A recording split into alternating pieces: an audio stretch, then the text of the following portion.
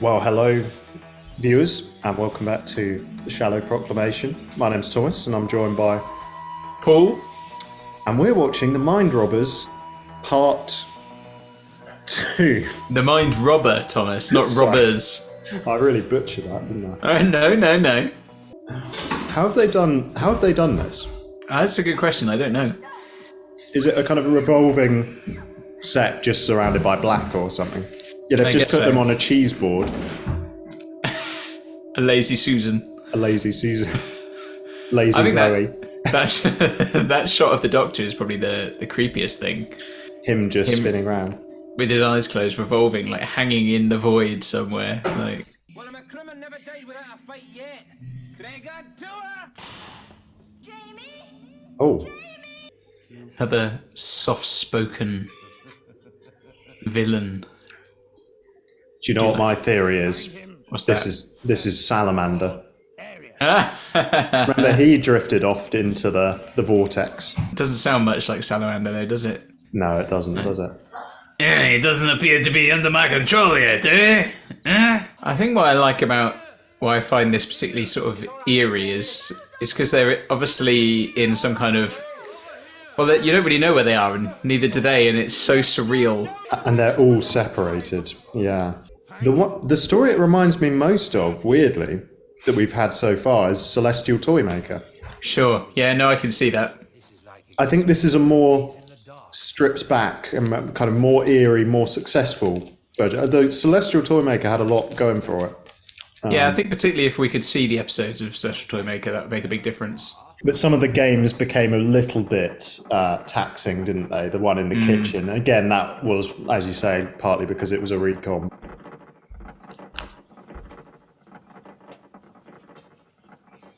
What I love about that sound effect is they do it well, is that it gets quieter the further they go away. Like, you know, sometimes in the Hartnell era, the sound was just there the whole time. What was the story where that was really noticeable? Was it like the Zarbi one? Was it Web Planet? Also, the War Machines.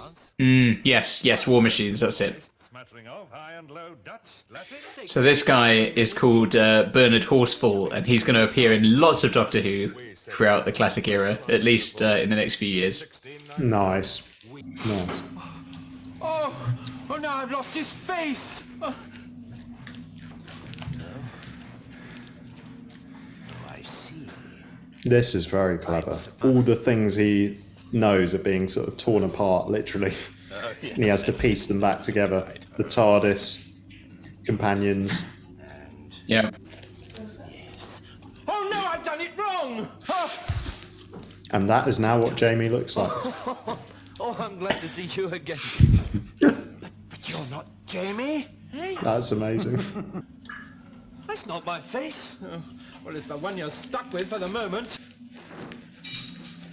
The next one's an L, and then an O, Oh, wow. and a W. It's a forest of words. It's a really nice idea. It's a real shame that shot doesn't quite come off scale-wise, does it? Like, Sure. and again, I think it's such a creepy look, isn't it?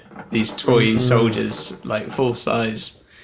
There's something about taking like a childhood thing Funny sort of a feeling. and distorting it slightly. It's why a lot of scary films use kind of music boxes and stuff, isn't it? I think this was a horse they actually painted a different colour. Oh, no! Really? We don't stand a chance! Something like that.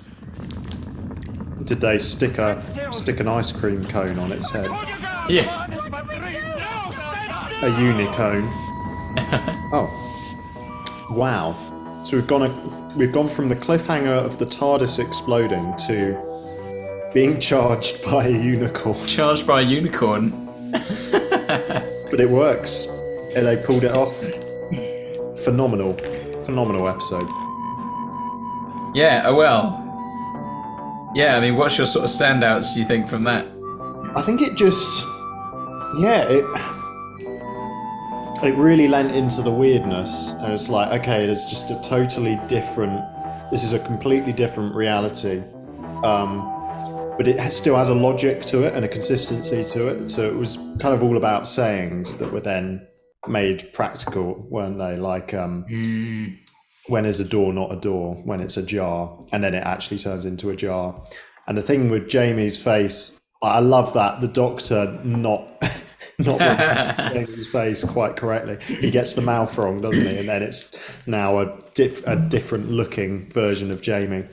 So the effects really worked, and it felt genuinely quite sinister, because it's like, what is the way out of this? Do you just have to play the game, like with the Celestial Toymaker, or is that kind of doing the bidding of whoever's is that going to lead you into further trouble? So I think it's a very different vibe to the first episode, because that was much more kind of cosmic. You didn't really see anything.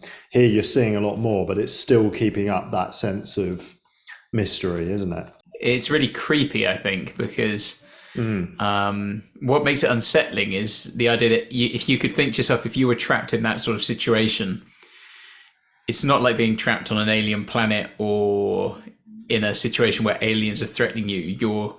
You're sort of lost in a realm where you don't know what's real. Is there a way out? I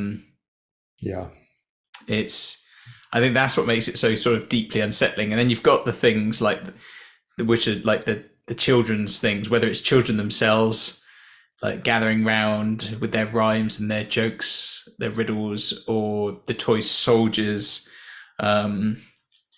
all these things that are just slightly unnerving. There's an uncanniness about them all. They don't fit into that. They shouldn't be there. They shouldn't be there in that situation. That makes them, feel. That's what makes it feel creepy and unnerving, I think. So I love all those aspects, and I love the whole thing with Jamie's face and him having to rebuild it and getting it wrong. And, the idea of them being in the middle of a big sea, like a big forest of words and proverbs. Yeah. Again, you're like, this is really interesting. It's, it's really out the box kind of stuff. It's not just like they've landed on a planet and there's a threat, there's an alien threat, and they've got caught up in something. This is something quite different altogether. So, it's great. Yeah. Loving it. Yeah. Not the woods, but the words. Yes, exactly. Yeah. Yeah. It was very compelling. And the Master. Sure. Is it? Oh, we shall see. Well, we shall see. We shall see. Well, thanks for watching, everyone. I hope you enjoyed this as much as we did.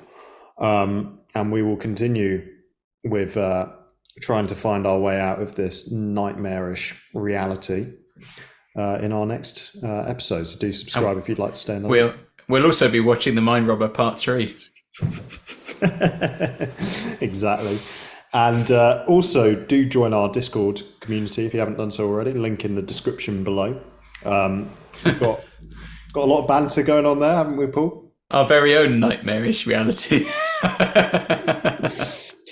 No, it's an absolute joy 99.9% of the time, but then occasionally a character will pop in, because, at the end of the day, we've opened the doors to the internet, and the Pandorica has been opened. Thanks, everyone. Goodbye. Take care.